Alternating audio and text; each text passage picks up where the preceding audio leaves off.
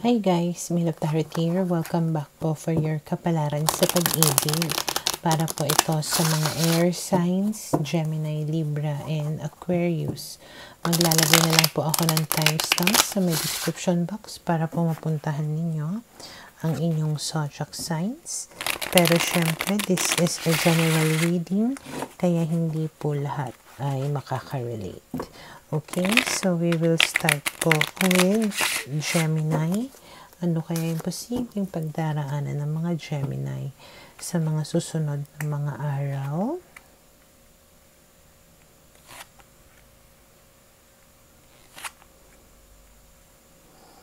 Okay, so yung iba sa inyo, maaaring nagsisisi pa rin hanggang ngayon, or meron pa rin kayong iniiyakan hanggang ngayon. Pero, pwedeng iiral yung inyong pagmamahal sa sarili ninyo, or pwedeng mananaig yung utak ninyo, or makakapag-isip kayo ng matino sa mga susunod na mga araw na tipong mas magiging believe ka sa self mo, or mas confident ka sa self mo. Pwedeng sasabihin mo sa sarili mo na ano pa bang iniiyak-iyak ko dito? Okay? Kaya ko namang mabuhay mag-isa, or walang jowa, or kaya ko namang buhayin ang sarili ko, or anything that will help you na patibayin or palakasin yung loob mo. Okay? And because of that, we have the Six of Wands na tipong you will learn to appreciate yourself more, to take care of yourself more, or parang to focus sa sarili mo. Okay? And then we have here the Ace of Wands, the Seven of Coins, the Eight of Cups, and the Queen of Cups. So, parang yung iba sa inyo kasi parang ang tagal nyo nang inaantay na balikan kayo ng person ninyo. And habang tumatagal, parang mas lumalala yung nararamdaman ninyo. Kasi nga, ang taas ng expectations ninyo, ang taas ng hopes ninyo na balikan kayo, but hindi siya nangyayari. So, pwedeng ang sasabihin mo sa self mo na okay, that's it, nag-antay ako, ginawa ko naman ang lahat, maybe it's time na mag-move forward na ako. Mahirap kasi mahal ko pa, pero kailangan ko tong gawin para sa sarili ko na kapakanan. Okay, and then we have here the Nine of Swords, the Two of Wands, and the World card. Yung iba sa inyo, kaya kayo nag-hesitate na mag-move on kasi nag-overthink kayo about your future. Like, anong mangyayari sa akin? Makakahanap pa ba ako? May magmamahal pa ba sa akin? Parang ganun. So, in other words, ang dami nyong kinakatakutan about the future, kaya hindi kayo makapagsimula muli, or hindi kayo makapag-move on. Okay? And then we have the Ace of Cups and the Six of Swords. Pero sinasabi na dito, pwede kayong magkaroon ng new beginning, new love life in the future. But the first step that you need to do is to walk away, or start your journey. Start making positive changes in your life. Okay? And then we have here the Five of Swords, which is again saying na kailangan meron kang layuan na tao na maaaring wala namang magandang naidulot sa'yo, na palagi ka lang sinasaktan, or napakasinungaling nitong tao na to, na hindi siya yung tamang tao for you. Okay? So, for now, ito yung nakikita ko na posibleng mangyari sa mga Gemini.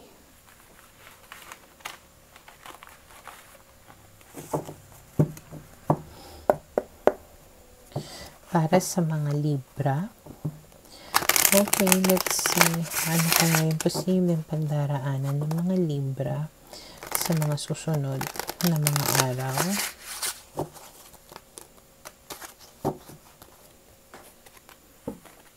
We have here the Page of Wands, the Eight of Cups, oops, the Seven of Coins, and the Two of Wands. Okay, so base sa mga barahan na ito, malaki yung chance na yung person ninyo ay fire sign. Okay, na itong fire sign na ito, pwedeng mag-reach out sa inyo. Pero, pag nag-reach out siya sa inyo, mahirap man na gawin. Pero, may chance na hindi mo siya pansinin or lalayuan mo siya. Iiwasan mo siya kahit na tipong ang tagal mo inintay yung pagkakataon na ito, pero nung nangyari na nag-alangan ka dahil pwedeng may isip mo na wala ka namang mapapala sa kanya, wala namang future yung mangyayari sa inyong dalawa.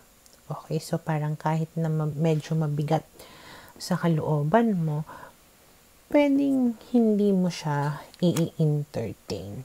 And then we have here the Ten of Swords. Pwedeng na-realize mo din na ang dala lang nitong tao na to sa'yo, parang puro problema lang, na maybe mas magandang iwasan mo na lang siya para maiwasan mo din yung mga problema.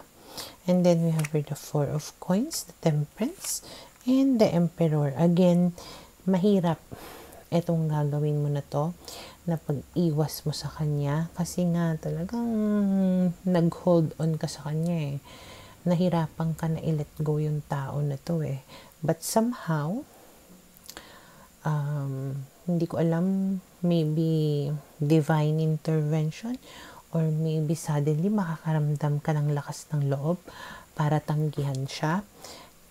And kapag nangyari yun, we have the Temperance card, pwedeng magiging at peace ka. Yung parang nabunutan ka bigla ng tinik sa dibdib mo, or parang nawala lahat yung mga burdens na nararamdaman mo nung natanggihan mo siya. Okay, parang naging at peace ka, naging peaceful. Okay?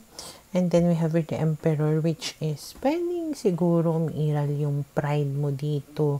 Ayaw mong ipakita sa kanya yung emotions niya.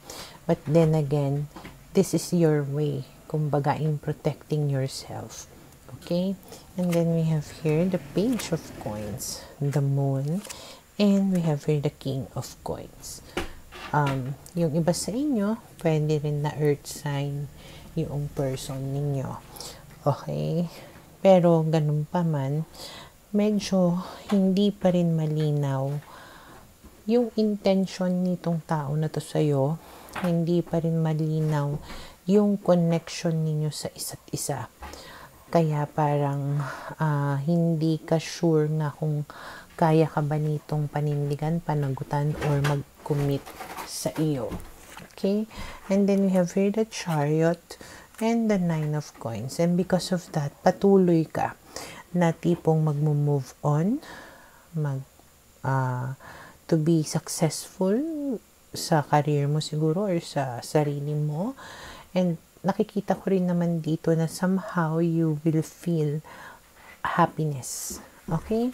And then we have here the Four of Cups, na parang you will be more open to different possibilities, opportunities. And yes, merong pang bagong darating sa buhay mo kung saan mas makakaramdam ka nga ng blissfulness. Okay? Kumbaga, start pa lang to ng bagong journey mo, yung pag-move forward mo at pag-open mo sa pintuan mo para sa ibang opportunities. Okay? So, for now, ito yung nakikita ko na posibleng mangyari sa mga Libra.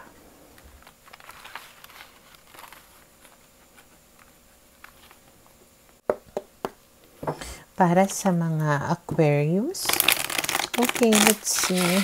Ano kayong posibleng pagdaraanan ng mga Aquarius sa mga susunod na mga araw?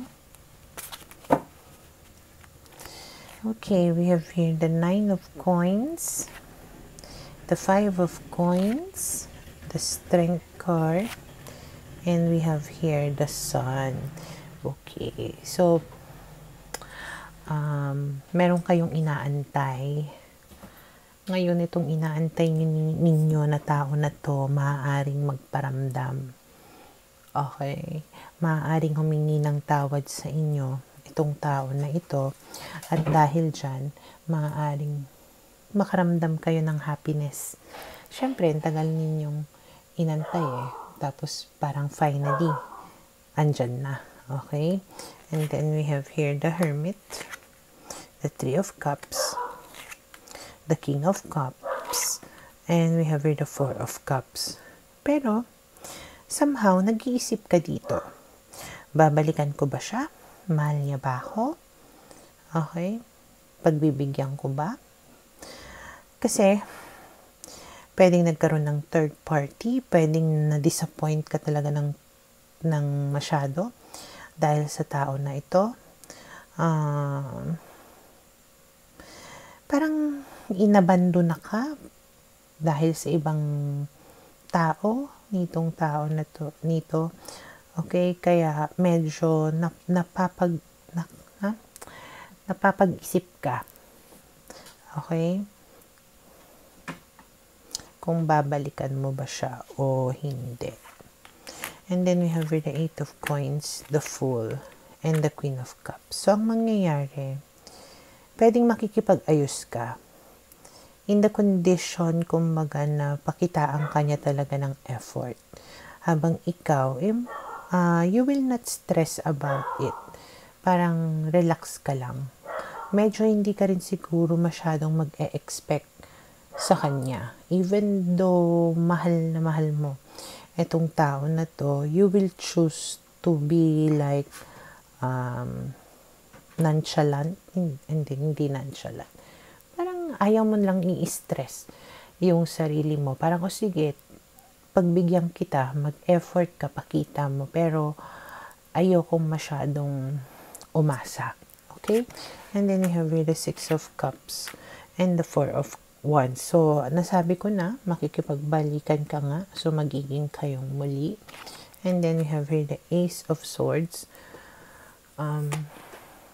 Siguro eventually, magiging malinaw din sa'yo ang lahat-lahat.